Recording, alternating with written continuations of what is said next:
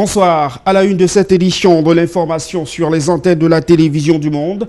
Session ordinaire du mois de juin. Les travaux s'ouvrent à Yaoundé lundi prochain. Cette assise sera certainement axée selon des politistes sur l'examen et l'adoption de projets de loi. Mais il s'agit de la dernière législature pour les élus du peuple dont le mandat a été prorogé l'année dernière. Et puis, hors de nos frontières, selon Donald Trump, le locataire de la Maison-Blanche, les autorités du Mexique se sont engagées à prendre des mesures fortes pour freiner le flux de migrants traversant le Mexique à destination des États-Unis. Bonsoir à tous et merci de nous retrouver sur les antennes de la télévision du monde pour cette autre édition de l'information. Édition que nous ouvrons ce soir avec cette session ordinaire du mois de juin qui s'ouvre lundi prochain à Yaoundé. Députés et sénateurs entreront de nouveau en conclave pendant 30 jours. Mais il s'agit d'une session qui marquera sans doute la fin de la législature actuelle après la prorogation du mandat des élus du peuple l'année dernière. Reportage. Selon les analystes politiques, la session parlementaire du mois de juin qui s'ouvre le lundi 10 juin prochain à Yaoundé est certes une assise ordinaire de l'année législative 2019 consacrée à l'examen et l'adoption des projets de loi, mais il va s'agir de la dernière session pour cette législature, malgré le report de quelques mois des législatives et municipales. L'année dernière, le mandat des députés ne peut donc plus être prorogé conformément à la loi. Le président de la République a décidé de proroger le mandat des conseillers municipaux parce que il a prorogé le mandat des députés et tous ces mandats-là, il les a prorogés au prétexte qu'il y a une surcharge des mandats, de beaucoup de mandats pour l'année 2018. Dans ce contexte, la loi prévoit donc la convocation du corps électoral, soit au moins 45 jours avant l'expiration du mandat de ces élus. Les dernières élections législatives et municipales ayant eu lieu le 30 septembre 2013, tout porte à croire que le président de la République devrait convoquer le corps électoral en vue du double scrutin au courant du mois d'août 2019. Une session qui ne devrait donc pas avoir d'incidence majeure sur le fonctionnement interne du Sénat. La Chambre haute du Parlement bicaméral au Cameroun avait déjà procédé au renouvellement du bureau au terme de la dernière élection sénatoriale. Mais dans un contexte marqué par des tensions sécuritaires et le débat sur une harmonisation du code électoral, des sources filtrantes annonce la possibilité que les deux sujets sus-évoqués puissent faire l'objet d'examen.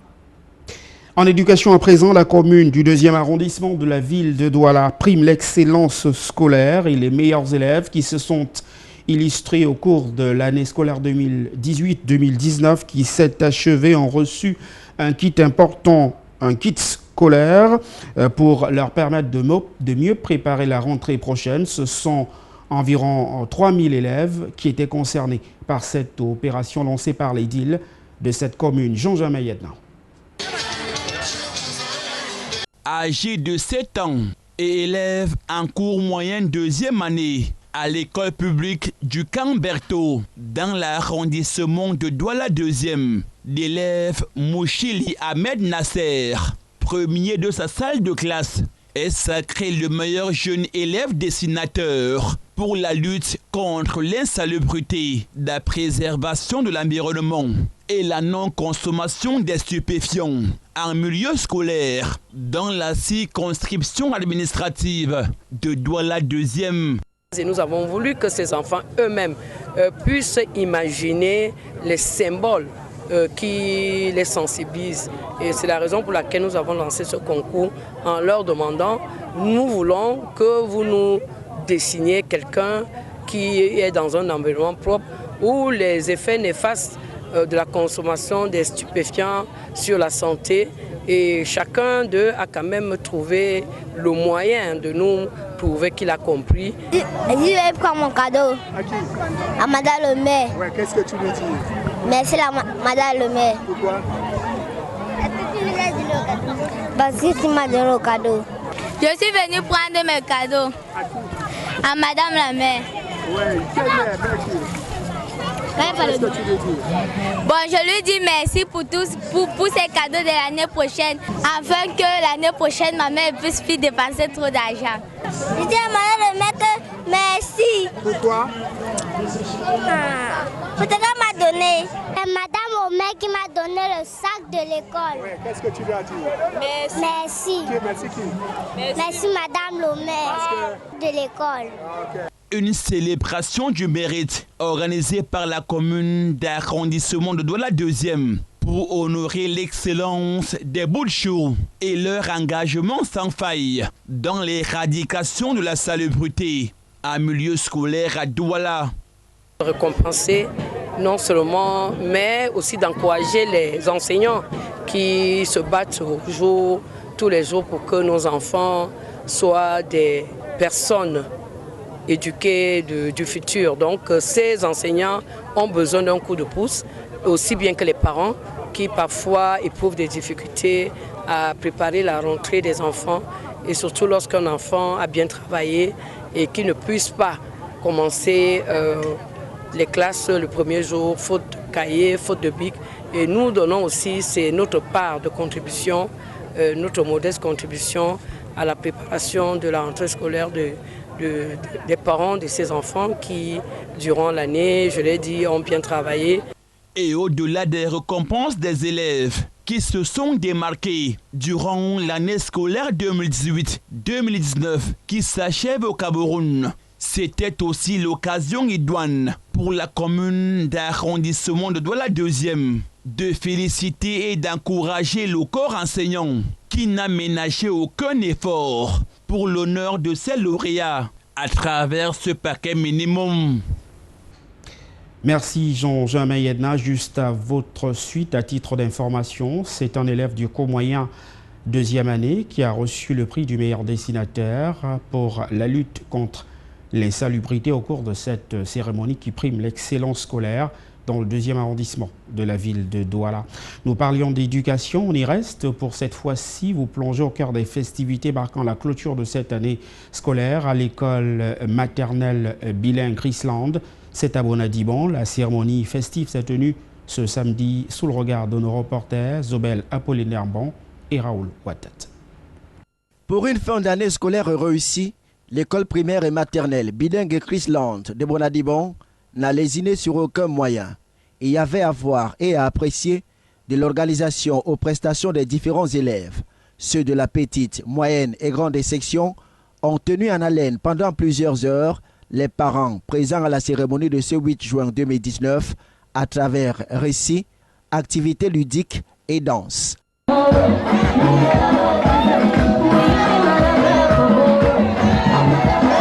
Le multiculturalisme et la promotion du bilinguisme qui sont des valeurs chères au Cameroun ont été mis en avant lors des différentes interventions. Celle de cet élève esquissant des pas de danse au rythme du titre Décision de Djinali, présidente et directrice générale du groupe LTM-RTM, a été fortement applaudie.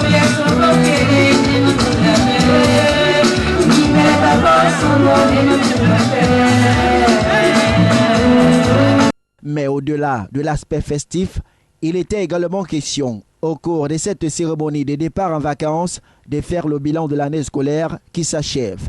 Le scolaire s'est bien terminé et sur le plan académique, ce fut excellent. Nous avons eu 18 candidats au concours d'entrée en 6e. 15 sur les 18 ont été admis dans les différents lycées où ils ont présenté ces examens. Malheureusement, 3 n'ont pas connu cette joie-là. Vous m'envoyez dessus pour ces 3. Mais globalement, ça fait 83,33% de réussite au concours d'entrée en 6e. Chez les anglophones, on a présenté 39 candidats au Common Entrance. Tous les 39 ont eu le Common Entrance. Parmi toutes celles que compte la ville de Douala, l'école primaire, maternelle et bilingue Chrisland se présente aujourd'hui comme une école de référence.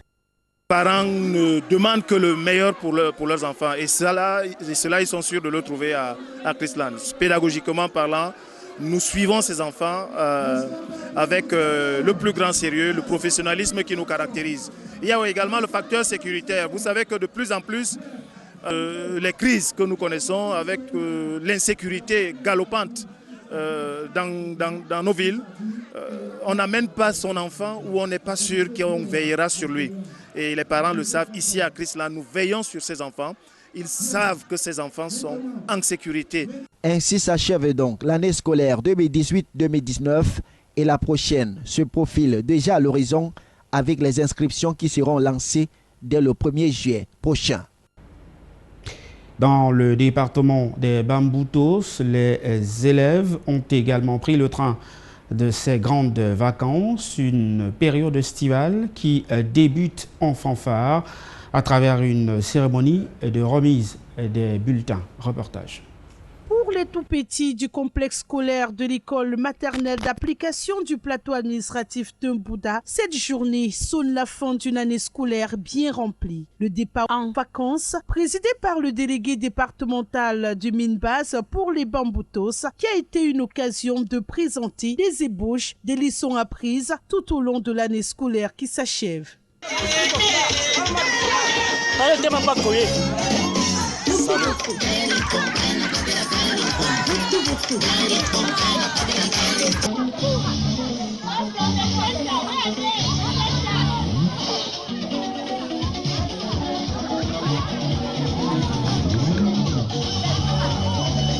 Les enfants vont se reposer pendant les vacances parce qu'ils méritent vraiment le repos. Ils ont beaucoup travaillé. Lorsque nous voyons ce qu'ils nous ont présenté là, ça veut dire qu'ils ont beaucoup travaillé pendant l'année scolaire. Vous avez vu l'intervention des enfants, le multiculturalisme, le bilinguisme en français, en anglais et même en langue maternelle. Ça, c'est ce que nous avons souhaité en lançant effectivement les activités dans les écoles maternelles d'application bilingue. Lorsqu'on parle de l'école d'application, il s'agit de l'école phare, l'école de formation. C'est l'école qui forme les futurs enseignants. Et dans ces écoles, on doit avoir des enseignants dévoués, appliqués, responsables. Vous avez vu le sens de responsabilité des enseignants manifestés par les enfants avec le rythme apprécié de leurs travaux. Pour ceux qui obtiennent ainsi un passeport pour l'école primaire à travers des démonstrations pratiques, il s'agit ici de passer dans la cour des grands. La preuve, semée de salades et fruits fabriqués par les tout-petits et dégustés par l'ensemble des convives. L'occasion a alors été pour la directrice de cet établissement scolaire d'interpeller les parents à plus de vigilance pour l'encadrement des tout-petits qui devront être mis à profit tout au long de ces vacances. J'aimerais dire aux parents de bien veiller sur ces enfants, de choisir leurs loisirs et qu'ils choisissent pour eux les jeux éducatifs et que de temps en temps, qu'ils ramènent ces enfants dans les cahiers et qu'ils aient un regard très particulier sur eux, surtout en ce qui concerne le kidnapping, parce que cette année, nous avons beaucoup souffert de ça dans notre complexe scolaire. Ils vont se reposer, puis après, ils vont continuer encore un peu à revoir ce qu'ils vont avoir à faire pour l'année scolaire prochaine. Pour les occuper, les jeux, il y en a. Il y a beaucoup de jeux éducatifs. Par exemple, on va les inscrire dans les camps de jeunes pour qu'ils apprennent le travail manuel. Un moment affectif de célébration qui n'annude en rien l'état de délabrement de cette infrastructure scolaire. Un effectif réduit, des infrastructures d'accueil fiables, désuets, l'établissement maternel d'application, véritable lieu d'expérimentation et d'évaluation des futurs maîtres, réussit malgré cela à remplir ses missions. Dans la région du Nord Cameroun, précisément le département de la Benoué, un nouveau chef de 3e degré vient d'être installé au quartier Folbéré par le sous-préfet du 1er arrondissement de la ville de Garoua, avec pour principale mission de jouer pleinement son rôle d'auxiliaire de justice, mais également de participer aux côtés des élus locaux à la promotion des projets de développement. Reportage. C'est la cour de l'école maternelle de Fulbere, dans le département de la Benue, au nord du Cameroun, qui a servi de cadre à la cérémonie d'installation du nouveau chef de 3e degré. Je suis très satisfait de cette cérémonie et je profite de vos caméras également pour adresser mes remerciements à tous ceux qui ont consacré de leur temps pour participer à cette. Boubakari Bob Boy, cadre d'administration, a été fait chef de 3e degré de Fulbere, une localité située en plein cœur de la ville de Garoua. Je suis très satisfait de la mobilisation qui a été faite. Vous l'avez constaté, toutes les populations de Garoua, l'environnement et même venus d'ailleurs pour assister à cette cérémonie. C'est dire que nous nous attachons encore à nos cultures. Cette cérémonie d'installation qui a vu la présence de plusieurs personnalités de la ville de Garoua était présidée par le sous-préfet de Garoua 1er, Ismaël Adama. Vous, comme je vois ce matin, régulièrement, pour les palabres, pour discuter avec vos populations, pour entendre leurs problèmes. Nous sommes en début de saison des pluies. Je dois vous le dire. Ici à Garoua, parfois, nous sommes victimes du choléra. C'est une maladie de la saluté. Prenez des dispositions pour que cette maladie ne vienne pas ici. Un chef de terre qui a recommandé au nouveau chef de prôner la paix sociale et le développement durable. Soyez le représentant de tous vos administrés. Rendez compte aux sous-préfets des difficultés. Travaillez avec la commune de Garoua 1er dans le cadre du recouvrement des impôts et taxes. Travaillez avec les forces de l'ordre, les forces de sécurité, en appui avec vos comités de vigilance, pour que votre quartier soit toujours en sécurité. Rappelons que ce chef de 3e degré de la localité de Fulbere remplace au trône son père décédé il y a quelque temps. Région du Nord Cameroun pour cette fois-ci évoquer cette journée mondiale de l'environnement qui joue les prolongations dans cette partie du terroir. L'événement a été placé sous le signe du réchauffement climatique. Zobel Apollinaire Ban, FC de Fondi. La protection de l'environnement est une affaire de tous et les populations de la région du Nord l'ont bien compris, raison pour laquelle elles se sont jointes aux autorités administratives de la ville pour donner à la célébration de cette journée un cachet particulier. Message de sensibilisation et appel à la prise de conscience collective ont constitué l'essentiel de la cérémonie irrélative qui s'est déroulée au quartier Galbide, lieu-dit Carrefour 7. Une pierre, nous avons fait plusieurs coups, non seulement pour protection de la nature, mais dans le respect de cette nature. Joignant la parole à l'acte, le secrétaire général de la région du Nord a procédé à la plantation de plusieurs arbres. L'engagement des pouvoirs publics a donné un coup d'accélérateur à la protection environnementale n'est pas passé inaperçu.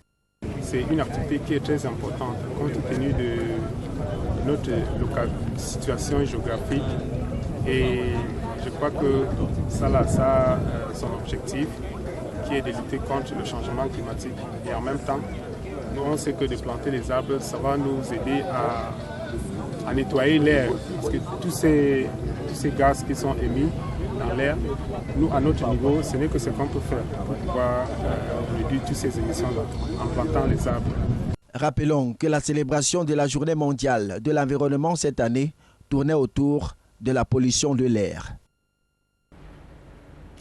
À Limbé, dans le sud-ouest du Cameroun, alors qu'une mission interministérielle instruite par le Premier ministre procédait à l'évaluation des dégâts suite à l'incendie qui a consumé plusieurs unités de production de la Société nationale de raffinage du Cameroun. Incendie survenu le 31 mai dernier. Un accident de circulation s'est produit à Maïtou. Il s'agit d'un camion qui a visiblement perdu son système de freinage contenant une importante cargaison de ciment a achevé sa course au bas-côté de la route après avoir percuté plusieurs véhicules, y compris le véhicule de patrouille de l'équipe spéciale d'intervention rapide.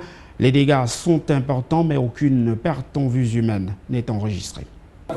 Un camion à la renverse et des ouvriers qui s'affairent à recharger des produits, le ciment, dans de nouveaux emballages. Un cordon de sécurité est établi. La scène s'est produite dans la ville côtière de Limbé, au niveau de Maïtou. Un camion chargé de ciment ayant visiblement perdu son système de freinage après avoir percuté plusieurs véhicules et un véhicule de la patrouille de l'équipe spéciale d'intervention rapide a achevé sa course dans le décor. La scène s'est produite alors qu'une mission interministérielle était sur le site de la Sonara pour une évaluation du niveau des dégâts générés par l'incendie suivi d'une déflagration survenue le 31 mai dernier sur le site de la Société nationale de raffinage du Cameroun. Fort heureusement, aucune perte en vue humaine n'a été enregistrée, mais les dégâts matériels sont importants.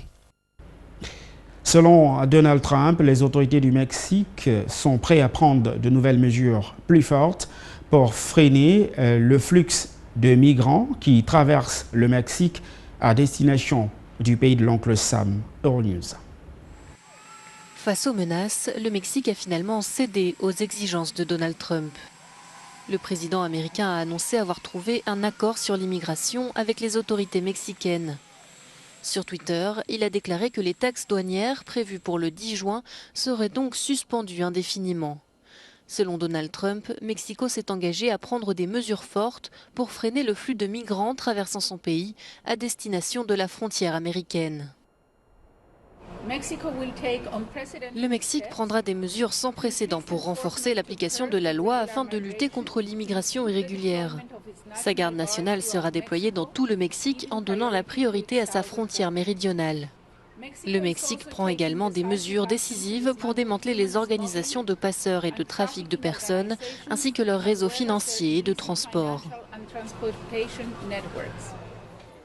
Le 31 mai dernier, Donald Trump avait promis d'appliquer des taxes punitives sur tous les produits importés du Mexique pour contraindre le gouvernement mexicain à renforcer sa lutte contre l'immigration irrégulière. En mai, les États-Unis ont procédé à l'interpellation de 133 000 personnes à la frontière. Nous parlons à présent du Drumping des couleurs, l'événement mythique au Royaume-Uni qui a réuni autour de la reine d'Angleterre l'ensemble de la famille royale. Euronews.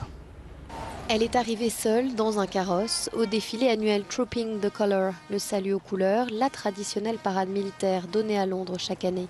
La reine Elisabeth II a réuni samedi l'ensemble de sa famille pour ce temps fort de la monarchie, lors duquel elle célèbre également son anniversaire. 1400 soldats portant des manteaux écarlates, chapeaux en peau d'ours sur la tête ont défilé sous le regard attentif de la reine. Une grande partie de la famille royale a également participé, y compris le prince Charles et ses fils, William et Harry. De nombreux spectateurs assistent chaque année à la parade dans les rues de Londres.